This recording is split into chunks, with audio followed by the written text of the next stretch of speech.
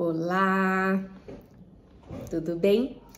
Hoje eu vim aqui contar para vocês de uma constelação e conversar um pouquinho sobre como a gente faz quando o cliente vem para a constelação, digamos assim, preparado, né? O cliente sabe como deve fazer. Ele traz o racional dele para a constelação e monta uma constelação e monta o campo perfeitamente bem montado. Então eu tive hoje uma cliente hoje que ela me trouxe a seguinte situação. Ela me trouxe ela no centro. Ela trouxe mamãe e papai, né? Ela trouxe o avô materno, que era uma pessoa de difícil relacionamento, totalmente que ela excluiu, né? Colocado aqui fora. Ela trouxe uma tia paterna extremamente querida e uma avó paterna extremamente queridas. Colocaram elas aqui. E que foram extremamente fortes e firmes na vida dela e colocou aqui a criança dela. Tem uma leve desordem aqui, é claro, né? Mas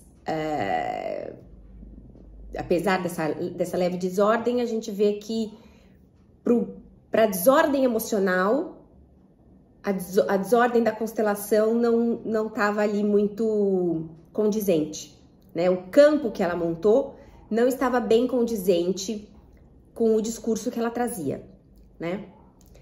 E aí, então, nós começamos o processo de cura, né? Colocamos ela e a criança dela para conversar com o vovô, para incluí-lo, para dizer que via a dor dele, para que agora via ele, porque era uma pessoa de difícil relacionamento e que ela cortou totalmente o relacionamento com ele.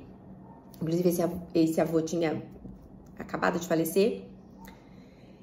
E fizemos as frases de cura, que não correu ali.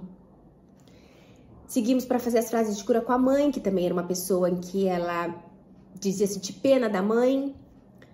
E pena é um sentimento muito ruim, né? Quando a gente sente pena, a gente tira totalmente a dignidade da pessoa. A gente tira a força dela.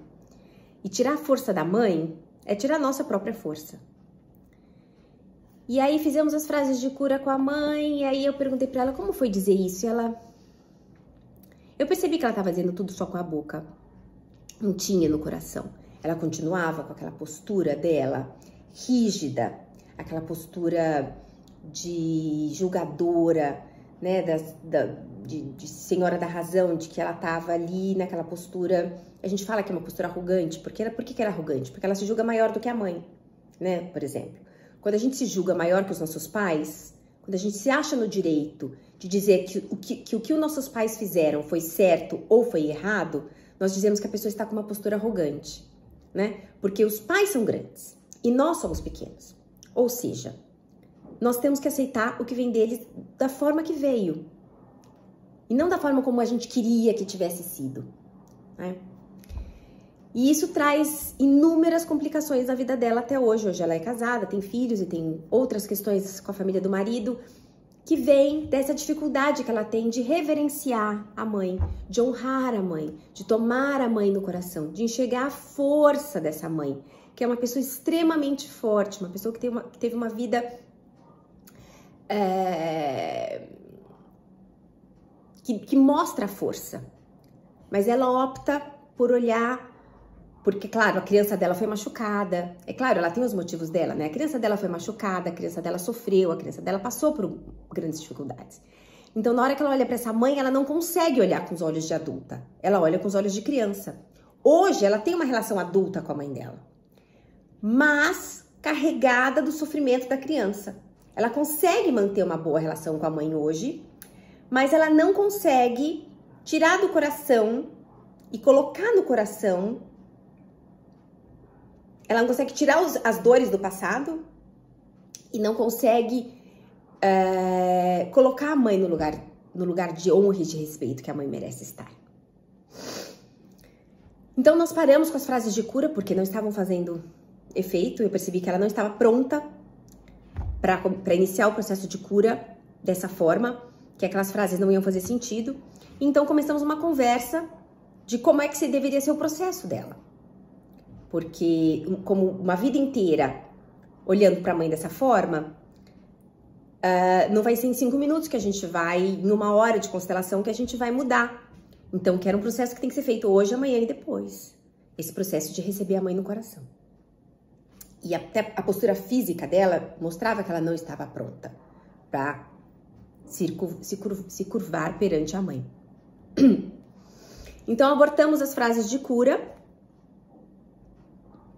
e continuamos, então, conversando sobre o sim que seria necessário que ela dissesse para a mãe dela. Sim, a nossa história exatamente como ela foi. Sim, para a senhora, exatamente como a senhora é. Sim, para tudo como foi. Sim, para a senhora, mamãe.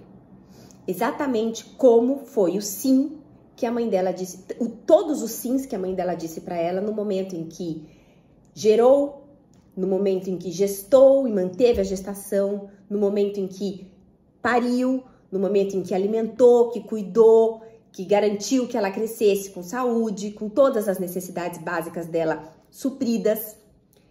E se ela queria mais, se a criança dela queria mais, ok, tudo bem. Ninguém tá invalidando o direito da criança de querer ter recebido mais amor e mais carinho. Mas então agora ela, que é adulta, supre aquilo que a criança dela precisa. Ela não vai lá cobrando para a mamãe e para o papai, porque o que eles deram, eles já deram. Então agora que ela é adulta, ela dá. Então agora que ela é adulta, ela cuida daquela criança. Ela dá o amor e o carinho que aquela criança queria ter recebido. Agora ela é a mãe e o pai daquela criança. E é nesse momento que as pessoas às vezes falam, mas como é que eu faço isso, né? Como é que eu cuido dessa criança?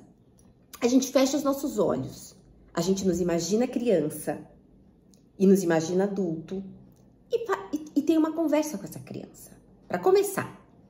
E a gente conversa com essa criança e fala, olha, eu sou adulta.